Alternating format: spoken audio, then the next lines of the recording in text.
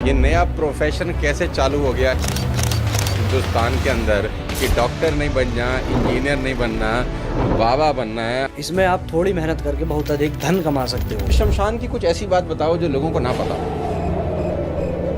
आम लोगों को यही नहीं पता है कि वहाँ जितने भी लोग अभी कांवड़ यात्रा पे निकलते हैं और पूरी भक्ति के साथ जल लेकर आते होंगे, अपना सब चलता है बाबा जी का प्रसाद समझ के। वो जो मृत व्यक्ति होता है, मृत व्यक्ति की जो आत्मा होती है, उसके कान में खुद तारक मंत्र फूंकते हैं।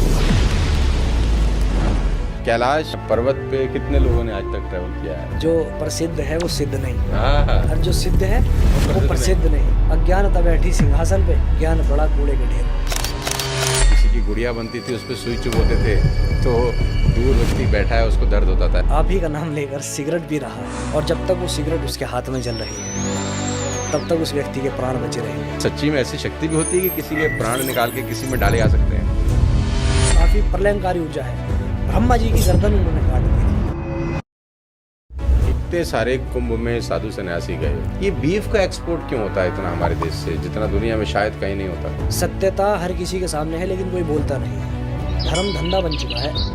सिद्धि साधना की क्लासेस देने लगे लोग ऑनलाइन। ऐसा क्यों है? मतलब एवरेस्ट पे तो चले गए बहुत सारे लोग। 1000 वर्ष तक पीपल के वृक्ष पे शुक्राचार्य जी ने जो है तपस्या करी थी। किसी ने किसी को देखा ऐसे कि ये तो बहुत ही सुंदर लग रहा है, और अचानक उसकी तबीयत इतनी बिगड़ गई कि मामला ही साफ हो गया।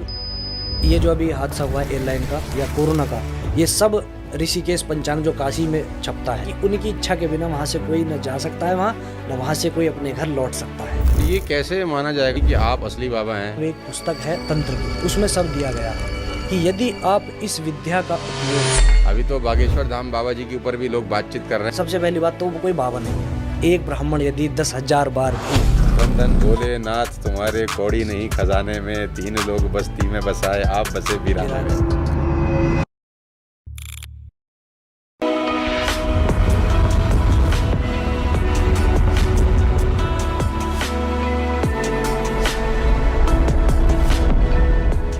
21-22 साल का एक नौजवान जो आज से 5-6 साल पहले जीन्स और टी शर्ट पहन के घूमा करता था, बालों में अलग अलग कलर के स्पाइक्स बनाता था, आज 5-6 साल के बाद इतना कुछ बदल गया कि वो आज नए युग के बाबा जी में कन्वर्ट हो गया। आज हमारे बीच में हैं शुभम शर्मा जी, जिनको हम बाबा जी कहें, जिनको हम आध्यात्मिक गुरु कहें, जिनको हम शास्त्री जी कहें। आज उन्हीं से जानेंगे और जानेंगे आज के इस पॉडकास्ट में क्यों आज का युवा इंजीनियर नहीं बनना चाहता, बाबा बनना चाहता है। तो बाबा जी, आपका बहुत बहुत स्वागत है हमारे पॉडकास्ट में। आज हम आपसे बहुत सारी बातें पूछेंगे क्योंकि आज आप बड़े वायरल हो रहे हैं, तो हमने सोचा सबसे पहले आपको बुलाया जाए और ये पूछा जाए ये नया प्रोफेशन कैसे चालू हो गया हिंदुस्तान के अंदर कि डॉक्टर नहीं बनना, इंजीनियर नहीं बनना, बाबा बनना है। आप 4-5 साल पहले जीन्स पहन के घूमते थे, बाल वाल स्पाइक बना के घूमते थे और मॉल में मस्त जैसे हर युवा घूमता है, और अचानक अब ये। जी, सबसे पहले तो हर हर महादेव। हर हर महादेव।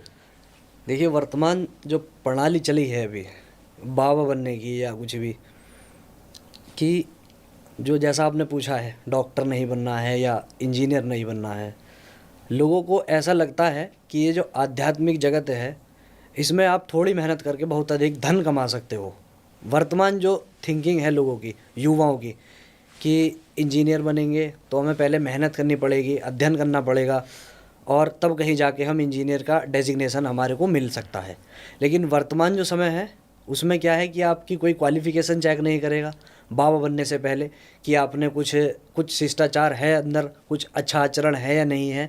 बस आपको भगवा पहनना है, बाल बढ़ाने हैं, दाढ़ी बढ़ानी है, और आप बन गए बाबा। और उसके बाद क्या होगा, भोले भाले लोग, जैसे आप कभी कुंभ में अभी देखा आपने, किसी को नहीं पता बाबा वास्तव में क्या होते हैं, संत क्या होते हैं, साधु क्या होते हैं। भगवा देखा, दाढ़ी देखी और जाके सीधा पैरों में दंडवत प्रणाम करने लगे। तो जब ऐसा होता है कि मेरे को बिना कुछ करे ही दुनिया इतना सम्मान दे रही है, पैर छू के पैसे दे रही है, मैं क्यों बनूं इंजीनियर, बाबा बन जाता हूँ। लेकिन उसके पीछे का सच वास्तव में ये नहीं पता किसी को कि अगर आप वास्तव में संत या साधु बनना चाहते हो तो वो जीवन केवल और केवल त्याग और तपस्या से भरा है। तो शुभम शर्मा जी के मन में अचानक ये विचार आया या शुरू से ही चल रहा था? और अगर शुरू से चल रहा था तो फिर शुरू में ही क्यों नहीं परिवर्तन हुआ? और अचानक विचार आया 22 साल 21 साल में महादेव की कृपा हुई या क्या हुआ, वो आप मुझे बताएंगे कि क्या हुआ? आप तो अच्छा खासा ग्रेजुएट हो गए, अच्छे खासे जर्मनी की कोई डिग्री भी आपने ले ली, बड़ी अच्छी आपकी शिक्षा रही और 21-22 साल तक तो आप बढ़िया मस्त जैसा आजकल के लड़के घूमते हैं वैसा घूमते थे और अचानक महादेव की कृपा से अब आप ये बन गए। तो ये अचानक रातों रात हुआ या पहले से सोचा समझा था? ना सोचा समझा था हाँ। और ना रातों रात हुआ, ये ग्रेजुअली हुआ है, धीरे धीरे। अच्छा। क्योंकि उस अवस्था में भी पूजा पाठ मैं रोज ही किया करता था। अच्छा। जैसे कि लोअर में या जीन्स में ही मंदिर चले जाना। धीरे धीरे जैसे मैं उस क्षेत्र में घुसता रहा, ज्ञान लेता रहा और खुद ऐसा कहा जाता है कि जैसे शिव जी से बड़ा कोई ज्ञानी नहीं, ना उनसे बड़ा कोई गुरु है। तो ये ज्ञान मुद्रा कहा जाता है इसको।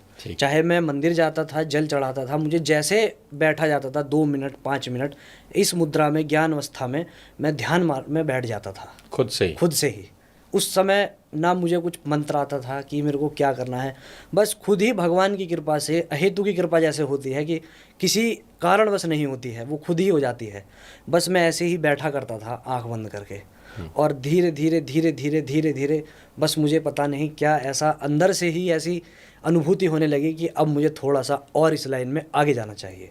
क्योंकि मेरी भूख उस समय बढ़ने लगी धीरे धीरे कि इतने से मेरा कार्य नहीं हो रहा है। तब मुझे एक विद्वान ने बताया कि ऐसे वस्त्रों में आपको पूजन नहीं करना चाहिए, जीन्स पहनकर टी शर्ट पहनकर, क्योंकि आप हो सकता है घर में भी इन्हें पहनकर बैठे हो और वो अपवित्र अवस्था में हो। आप उठे, जल का लोटा लिया और आप मंदिर आगे चढ़ाकर चले गए। क्योंकि पूजा पाठ में पवित्रता का बहुत ज़्यादा ध्यान दिया जाता है, नियम है। जैसे एक ड्रेस कोड हर जगह का होता है, स्कूल का, कॉलेजेस का, एम्प्लॉयज़ का, उसी प्रकार हमारी सनातन परंपरा में एक ड्रेस कोड पूजा पाठ के लिए भी दिया गया है। माताओं बहनों के लिए साड़ी का है और जो पुरुष हैं उनके लिए धोती कुर्ते का है या उत्तरी और धोती का है, जो सिली नहीं होती है। तो ये कैसे माना जाएगा शास्त्री जी कि आप असली बाबा हैं? क्योंकि असली और नकली तो आजकल बहुत चल रहा है बाजार में, है ना। अभी तो बागेश्वर धाम बाबा जी के ऊपर भी लोग बातचीत कर रहे हैं, उन्होंने गुच्ची का चश्मा पहन लिया और जैकेट पहन ली, तो लोग कह रहे हैं वो सादा जीवन उच्च विचार वो वाली कहानी कहाँ चली गई। तो उन्होंने कहा मैं तो अब डबल रेट का पहनूंगा, मेरे को किसी ने दान भक्त ने दिया है, मैंने खुद नहीं खरीदा। चलो वो भी जो उनका पर्सनल कहानी है, लेकिन वो जो कहा जाता था कि सादा जीवन उच्च विचार, वो कहाँ चली गई बात? फिर क्या ठीक है आपके हिसाब से? देखिए, सबसे पहली बात तो आखिरी में जब बाबा जी गुच्ची पहनते हैं तो लोगों का मन तो करता होगा ना, चलो बाबा ही बन जाएं। मिडिल क्लास फैमिली का आदमी तो गुच्ची के शोरूम के बाहर से भी नहीं जा पाता है। देखिए, भगवान की कृपा का पात्र बनना पड़ता है सबसे पहली चीज़। और ये तो कुछ राजनीतिज्ञों का एक शुरू से रहा है कि सनातन धर्म को ही टारगेट किया जाता है। क्या और धर्म समाज पंथ के जो साधु हैं या जो उनकी फील्ड में उनको जो बोला जाता होगा, क्या उनके जो प्रिय शिष्य हैं वो उन्हें कुछ नहीं देते? लेकिन प्रारंभिक अवस्था से ही टारगेट केवल और केवल सनातन को ही किया जाता है कि इस वर्ण व्यवस्था के, इस संप्रदाय के साधु को किसी ने ये दिया तो क्यों दिया? अरे उसके पास था, उसने दे दिया भाव वसाकर। अगर आपको ही यदि कोई कुछ दे या मुझे ही कुछ दे, मैं तो रख लूँगा, आप भी रख लेंगे। कोई संसार में ऐसा नहीं कि अगर किसी को कोई फॉर्चूनर दान दे तो वो मना कर दे कि मुझे नहीं चाहिए। इस चराचर जगत में कोई ऐसा नहीं है।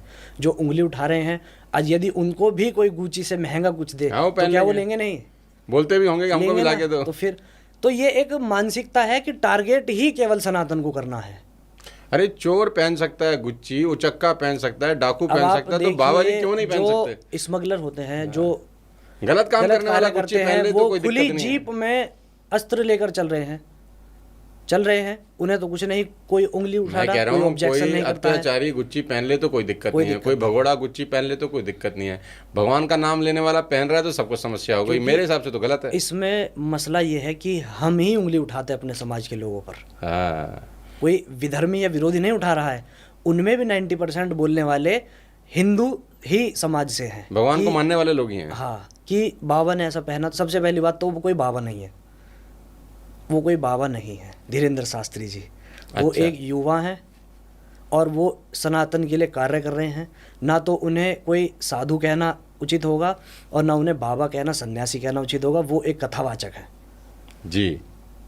तो और बहुत से लोग जो कहते हैं कि अभी जैसे एक एयरलाइन का जो हादसा हुआ है, हाँ, एयर इंडिया का। एयर इंडिया का, कि तब इनकी शक्ति कहाँ चली गई थी, हाँ, पूछ रहे हैं या ना कि अभी जो वो एक अटैक हुआ है जम्मू में, वहाँ तब इन्होंने कोई पर्ची क्यों नहीं खोली। पहलगाम में। तो मैं ये कहना चाहूँगा कि जैसे एक वाईफाई की रेंज होती है ना, वाईफाई की रेंज होती है कि एक लिमिटेड एरिया तक ही वो काम करता है।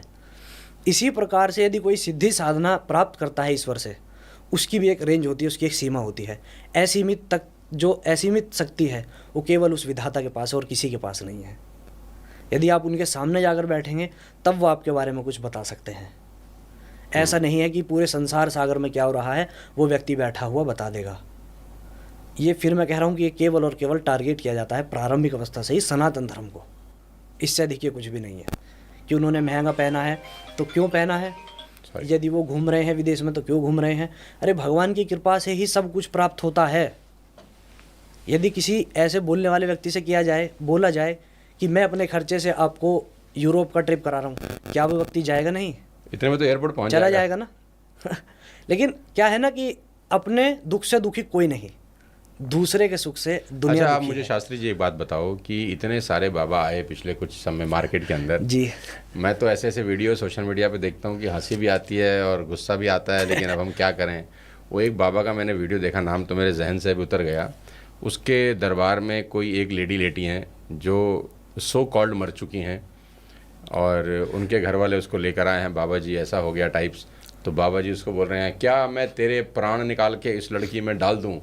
तो कह रही हाँ बाबा जी डाल दो, थोड़े से डाल दूँ, हाँ थोड़े से डाल दो। तो वो ऐसे ऐसे कर रहे हैं कि इसके प्राण निकाल के इसमें से इसमें डाल दिए जाएं, गुड़ गुड़ गुड़ छू, और वो लड़की अचानक से खड़ी हो जाती है और जय बाबा जी हो जाता है।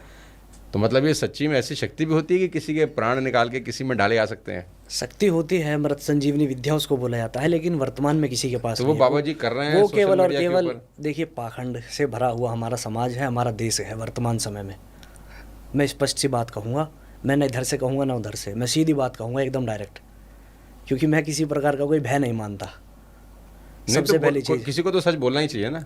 देखिए क्या है कि विद्या है, ये मृत संजीवनी विद्या है, भगवान आशुतोष के ही श्री चरणों से निकली है, भगवान भूतेश्वर महादेव के ही। उन्होंने किन्हें दी? शुक्राचार्य जी महाराज को। विद्या है लेकिन वर्तमान में उसे कोई नहीं पा सकता।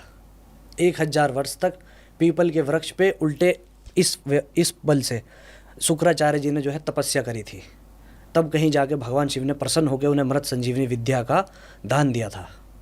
वर्तमान में कोई कर सकता है ऐसा? कभी नहीं कर सकता, इतने वर्ष तक जी ही नहीं सकता। उल्टे लटक के विद्या तो बात बहुत दूर की है, इतने वर्ष तक कोई जी ही नहीं सकता। मतलब विद्या तो होती है, विद्या होती है, विद्या है निसंदेह, हमारे सनातन धर्म शास्त्रों में हाँ, एक से एक विद्या एक से है, एक विद्या है। लेकिन उन्हें पाने के लिए त्याग चाहिए, तपस्या चाहिए, और वास्तविक उस गुरु का, उस ज्ञाता का हमें सानिध्य चाहिए जो हमें वो दे सकता है। लेकिन ये जो करते हैं तो आप लोगों का भी एक लॉबी होता होगा ना बाबा जी का। सब आप लोग उनको टोकते नहीं कि ये क्या मजाक उड़ा रहे हो धर्म का? जो पढ़े लिखे लोग देखते होंगे तो क्या संदेश लेके जाते होंगे? अपने खुद के पर्सनल इंस्टाग्राम अकाउंट से खूब लोगों को सजग करता हूँ कि ये केवल और केवल पाखंड है, इससे दूर रहकर अपनी बुद्धि का उपयोग कीजिए। वास्तव में जो तंत्र होता है, वास्तव में जो तंत्र प्रणाली वो दिखा रहे हैं लोग इस समय, वास्तव में जो तंत्र होता है, जो उसके प्रणेता हैं, उसके ज्ञाता हैं, वो उस कार्य को पूरी तरह से गुप्त करते हैं, पूरी तरह से वो कार्य कॉन्फिडेंशियल होता है। वीडियो चल रहा है, वो सब पाखंड है। जो पब्लिक में आ गया है इस तरह का कोई गुप्त कार्य है, केवल और केवल वो पाखंड है। मैं फिर कह रहा हूँ वो केवल और केवल पाखंड है। अरे एक बाबा जी वो हैं जो कहते हैं समोसा खा लो तुम्हारी ज़िंदगी ठीक हो जाएगी, तुम्हारी लाल चटनी आ रही है, हरी चटनी आ रही है। मैं तो कभी कभी सोचता हूँ यार कि ये तो कमाल ही हो गया कि प्रॉब्लम को सॉल्व करने का कितना सिंपल सरल तरीका है। देखिए हमारे समाज में जो स्त्रियां हैं प्रारंभिक अवस्था से ही वो भावनात्मक ज़्यादा है, हाँ, इमोशनल।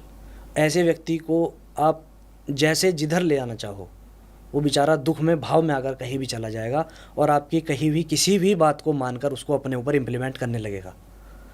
लेकिन उसका जो नहीं, तो ये धर्म जो के गुरु जो हैं, जो साधु समाज है, विरोध क्यों नहीं करते इनका कि ये क्या तमाशा है भाई, तुम्हारी वजह से सबका नाक कट रहा है यार? करते हैं कुछ महात्मा हैं जो करते हैं, कुछ ये जूना अखाड़ा से कुछ महात्मा हैं, अभी एक गिरी हैं, कोई उनका नाम भूल रहा हूँ मैं, सोशल मीडिया पर वो काफ़ी बोलते हैं अभी आजकल, कथावाचकों को भी बोलते हैं वो। लेकिन क्या है कि जो उन लोगों के साथ में पूरी चेन चली है, उन्हीं का पूरा एक ग्रुप चलता है, एक मीडिया हैंडलिंग चलती है, सब कुछ चलता है, तो इसलिए वो कुछ ज़्यादा मतलब स्प्रेड अभी वो वो शंकराचार्य सच्चाई जी ने हो नहीं स्टेटमेंट भी पाती। दिया ना, एयरलाइन के क्रैश होने के बाद जब रिपोर्टर रिपोर्ट कर रहा है कि गीता जल गई, गीता जल गई, उन्होंने बड़ी अच्छी बात बोली। उन्होंने बोला इसमें क्या बात होगी, गीता जल गई तो उससे फ़ायदा क्या हुआ हमें? फ़ायदा तब होता है जब सब बच जाते और गीता जल जाती। गीता बच गई तो उसका फ़ायदा क्या हुआ? ऐसा कुछ नहीं है, देखिए हर व्यक्ति अपने कर्म का भोग भोगता है, हो सकता है उन लोगों की मृत्यु ऐसी ही लिखी हो। नहीं, रिपोर्टर तो ये रिपोर्ट कर रहे थे ना कि देखो कितना अध्यात्म में कितनी ताकत है, सब जल गया लेकिन गीता नहीं जली, तो गीता नहीं ये जली, एक गीता नहीं प्रमाण, जली। यही एक प्रमाण दिया जाता है कि सनातन ही शाश्वत है और कोई शाश्वत नहीं, ना किंचित शाश्वतम। बार बार यही कहा जा रहा है वेद पुराण शास्त्रों में। जितना कुछ दिखाई दे रहा है इस संसार में, छोटे कीट से लेकर एक मानव तक, सब कुछ थोड़े समय का है, क्षणभंगुर है। बार बार यही चीख चीख कर विद्वानों ने कहा है, ना किंचित शाश्वतम। और ये जो ऐसे हादसे में मृत्यु होती है, ये उसका प्रमाण है कि गीता सनातन धर्म शास्त्र से जुड़ा हुआ बहुत बड़ा एक हमारा उपहार है, हमें जो मिला है ऊपर वाले की कृपा से, वही बचा है, बाकी सब चले गए हैं। तो इसका सीधा सा यही प्रमाण क्या उन लोगों को नहीं मिल पा रहा है कि जो शाश्वत है वही बचेगा? आदि अंत मध्य में सत्ता केवल एक ही की विराजमान है ना, उस परम प्रभु की। लेकिन शास्त्री जी सवाल तो फिर वही